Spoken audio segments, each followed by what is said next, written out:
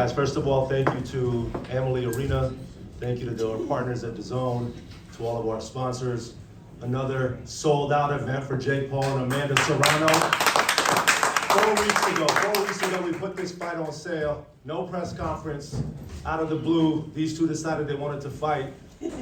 The reality is, Devin Haney and Ryan Garcia didn't sell out.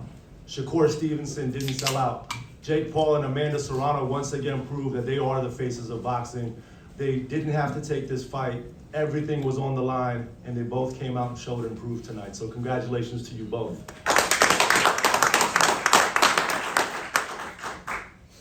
Let's go ahead with questions. Jake, was it pretty much the way you thought? I know you thought you would knock him out early, but you did say he was a brawler. You knew he was tough, but in the end, your boxing skills would win out. You knocked him down. So now that you look at it, was it pretty much like you kind of thought? A little bit different. I truly believed I would put him out in the first round, but man, that guy is tough. He took damage like no one really I've ever seen before. And I knew if I didn't get him out of there in the first round that it would happen later on in the fight. So I was mentally prepared for both, but I just believe in my power so much. I put him down in the first round, but he just kept coming. So respect to Mike Perry. That's why he's the king of violence, former king of violence. I'm the new king of violence. But respect to him. Scotty. So Nikisa and James, for both of you, and Amanda, we talked the other day, and you were saying you expected around 15,000. You sold out that quick. Just what are your initial thoughts just after all that? I think just, it shows the draw that Jake has, that Amanda has, and the disruptive nature of our company. We ended up with over 17,500. And, honestly, it's just a testament to the popularity of this man and that woman, these two athletes.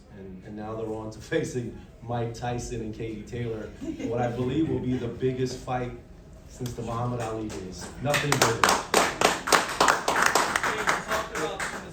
That you made in this fight. Can you expound on that just a little bit? Yeah, I'm a perfectionist, and I wasn't perfect because he hit me like 5 times. One was good, one good punch he landed, so I just need to go back to the drawing board so I don't get hit at all. But I think it just had to do with my energy more so than anything else, and being able to throw more punches. That's what I didn't feel very good in there tonight. But you live and you learn. I haven't gone more than 1 round in a year, so this was a great experience. Watch his podcast that he put out this week. This guy was very sick until this Wednesday. You can listen to him in the face-to-face, and people commented online, why does he sound so nasally? He's been sick for a week. He, again, caught something right before the fight, but the entire time he was resolute that he wanted to go through with it. But he's a warrior. He's a tough man. For sure. And dropping 38 pounds. In 4 weeks. In 4 weeks when I was going to be a heavyweight. I'm not saying that was why, but I mean, it might have something to do with it.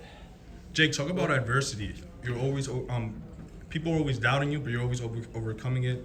Talk about facing adversity. I thrive, man. I love when I'm backed into a corner because there's only one thing to do, and that's fight your way out. And people don't believe in my skill. They said this was a mistake. Mike Perry's going to knock him out. He's going to be the one to end it. Why is Jake Paul doing this? This is dumb, blah, blah, blah, blah, blah. And I sat there at the press conference, and I said it to everyone. They always sit across from me and underestimate me and think they can beat me, but people don't realize my speed, my power, and you heard Mike Perry after the fight, all the praise that he gave me. I don't even think the cameras or the, stream can comprehend the punches and my power and my speed. So when you get in there with me, it's a whole different thing. Eric. Hey Jake, Eric heard you here, coach. Congratulations. 2 quick ones for you. Number 1, any specific reason that you call out Alex Bejeda? Obviously a UFC contract. It would be tough to get him out. Yeah, no, I mean, I want everybody. I love this sport. And, he's tweeted about wanting to go into boxing. We got him on the FaceTime right there in the ring. And I said, yo, can you get out of your contract? If he can get out of his contract, then let's run it. And so when I asked him that, he had a pause. He looked at his manager. These guys aren't their own bosses. So I want all the smoke, but at the end of the day, will Dana let him out? That's too big of a risk if I could embarrass his #1 praised fighter right now. But I want all the smoke. I want all the MMA guys, and I've beaten all of them. Who's next? He's the king right now of the UFC, so I want him. I'm gonna decapitate him and dethrone him. And just to be clear, right, it was Anthony Joshua that said Pereira should enter the boxing ring. Pereira said, I'm honored, I would love to, who should I fight? Right, and when Jake Me. saw that, he said, hey, you should fight me. And we said, well, he signed to the UFC. And that was the basis of that discussion. Fred, 1 second. Hey, Fred, go ahead. Yeah, it was a great night for you and Amanda. Unfortunately, Ashton wasn't able to get the win tonight. Obviously, in boxing, it's quite normal that if your training partner goes out and loses, it could affect you. Before the fight, did it affect you at all? It honestly, it definitely shifted the energy in the locker room, and it was just scary. And I love that kid, so it did affect us, and we had to kind of, say a quick little prayer for him and then refocus. But it is really weird to experience that. Amanda, how did you feel? Oh yeah, it was really devastated. That's sad to see, a stablemate of ours. But we just have to go out there and stay focused and hope the best for us. And I get extremely nervous when he fights, when Jay fights, anyone on the team fights. So, I mean, it's pretty sad. But this is the moment that's the most important in H2O's career, right? He took a big loss tonight, and now he's gonna have to internalize that. They've already reached out to us and said they want the rematch in November on Netflix. We're gonna let them take some time to think through their next steps, but I have no doubt that he's gonna come back stronger. Just like Jake did when he took a split decision loss to Tommy Fury and came back and did it bigger and bigger and bigger. H2O is gonna do the same thing. One more, Fred. And question for you, Jake. We've seen your skills in the boxing ring. I guess now we'll see even more your skills as a promoter. How do you look to kind of guide Ashton? Yeah, I mean, he could just look at what I did, and just come back stronger, double down. That's a lesson for everyone out there is when you take losses in life, you double down, you go back to the drawing board and you keep going. You only lose when you quit, and that's a Mike Tyson quote. Just talk about Tyson. I mean, obviously he's a legend, but considering what you did tonight, should a 53-year-old really be getting in the ring with you, do you think?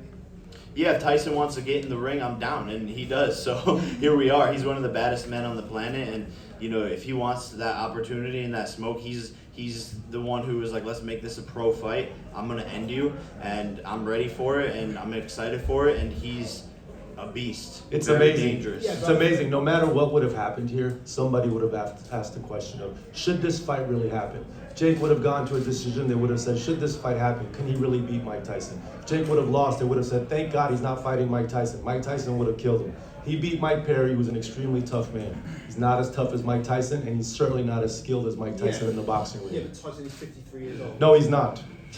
Yeah, you don't even. No, know. he's not. You don't even know his age. Next to be honest. question. Next one, Eric, go ahead. Anybody have any questions for Amanda? I was gonna say, Amanda, the crowd was electric for you tonight. Over a year since your last fight, how'd that feel just to be back out there and just feel that energy? Oh, it's truly amazing. I feed off of that energy. 50th It just- fight. Yeah, my 50th fight, 31st. TKO, 50th fight. No, it's super exciting. I love fighting in front of a big audience. Thanks to Jake, all the big fights, and I just feed off of that. And I just love giving the fans a real good fight. I'll take one to give two hard ones with my punches. So. She talks so much smack, and then you just Jake, smacked. there's levels to this. I know. There's levels. There's Puerto Rico flags everywhere. You expect to see that in Dallas? Of course, there's Puerto Ricans everywhere. So they'll be there in Dallas, 100%. Kevin? Kevin Garcia, aka the Puerto Rican Kid KG. This is Fight Hype. Amanda, you just talked about it. Jake's made a statement. She was talking a little bit before the fight, right? And you normally have a really calm demeanor. You don't talk too much. But did that fire you up? Did she get under your skin at all in a way that motivated you? Not under my skin, under my trainer's skin, Jordan Maldonado. And every time that happens, I don't know, I feed off of his energy, and he just makes me go out there, and he tells me forget the skills, just go out there and go through her. And that's what happens. And I remember the last time a girl did that to me, and that fight ended in 58 seconds. So I was just thinking that as well. I feel like she was a little disrespectful. But I had to keep my cool. I'm a professional, and that's what I do. I stay calm and collective, and I go out there and I perform. TJ? Along the same lines, could you sense, like in the first minute of the fight, Yes. I can get her out of there?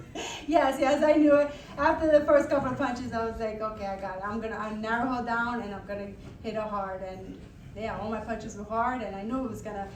When the referee said, "Show me something, Stevie," I just went out and I said, "It's over." Go ahead. Sorry, guys. First and foremost, I want to say congratulations on both your wins and a fantastic performance for both of you guys. Thank you. I'm a huge fan of your work, Michael Bay.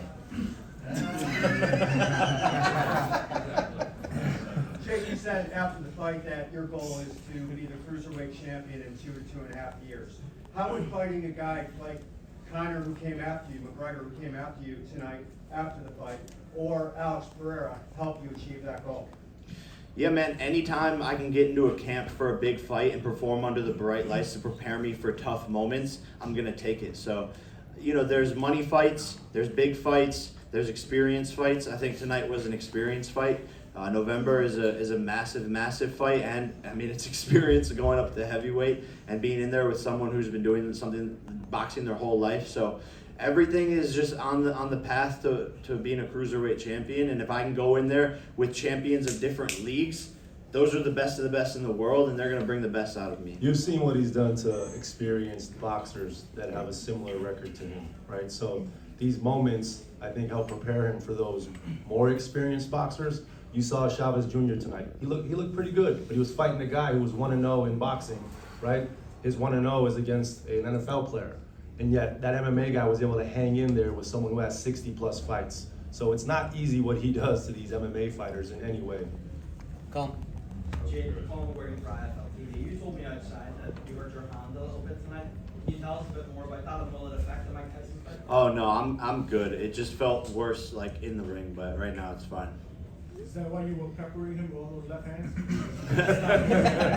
Dude, I couldn't get his timing because he was just weird all over the place. And that's where MMA fighters sometimes are harder to fight than boxers, because he was just changing everything every round. There was no like repetitive patterns. He wasn't falling into the same thing. He just wild and throwing, and all of a sudden he back up, and then he's leaning back, then he's swinging from up here. So I just had to use my jab a lot to slow all of that down, and I saw him dwindling as the rounds went on, and I just stayed patient, which is something we've been working on. And normally I just try to go a lot harder and faster, but I just waited for the right moment. Peter. Well, that jab was amazing. Thank you. Thank you. My question is for Amanda. Can you talk about how much MVP Jake and Nikisa meant to your career, putting you basically on the map? And everybody already should have known about you because you're a great boxer.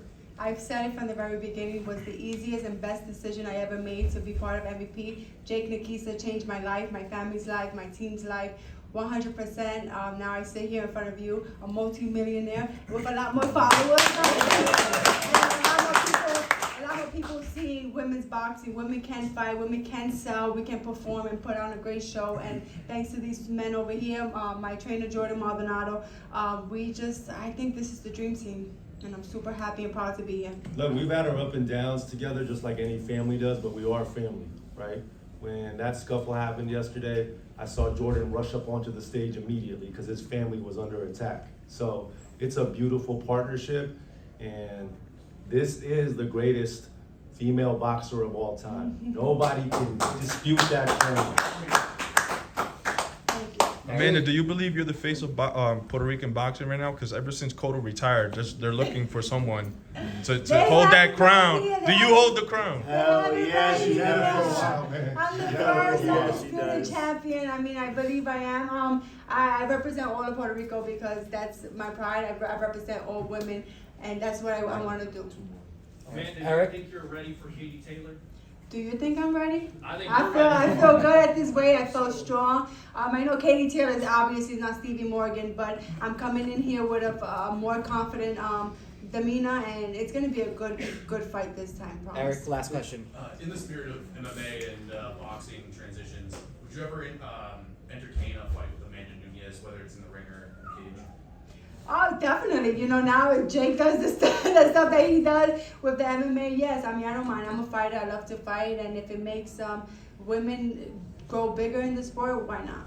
Amanda's also signed to PFL, as you know, so once again, that would be a promotional challenge, given the UFC's not willing to do cross promotions, but they certainly would be willing to. Jake, last question. Carlo with the Face of Boxing News.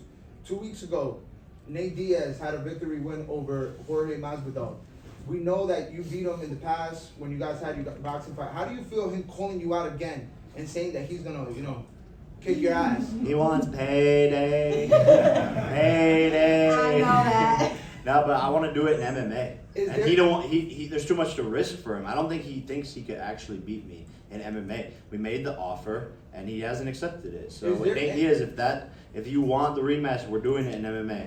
Is there anything special that caught your eye from that fight with Masvidal? Did you watch it? That's why he fought you?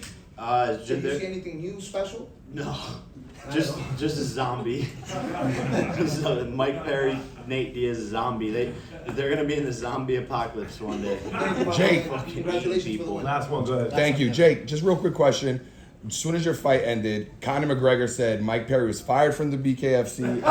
Did he really? Yeah. And he took shots at you. He called you some derogative term. Any message for Conor McGregor? Hey, that's fucked up that you fired your BKFC champion. But face of BKFC. I told you that was gonna happen. You know, I told you exactly what was gonna happen. He was big upping his boy Mike Perry. I said, okay, Conor, like after I fuck up Mike Perry, then you're next. So Conor's on Twitter all the time. He's on his yacht all the time. But guess where he's not? In the ring fighting me. So he can talk all the fuck he wants. But the notorious MMA is scared of Jake Joseph Paul from Disney Channel. And I put that on my heart. Thank you, everybody. Thank you to the media for all the support. Thank you for coming out to Tampa in the middle of the summer. We love you guys. Thank you. Thank you, everyone.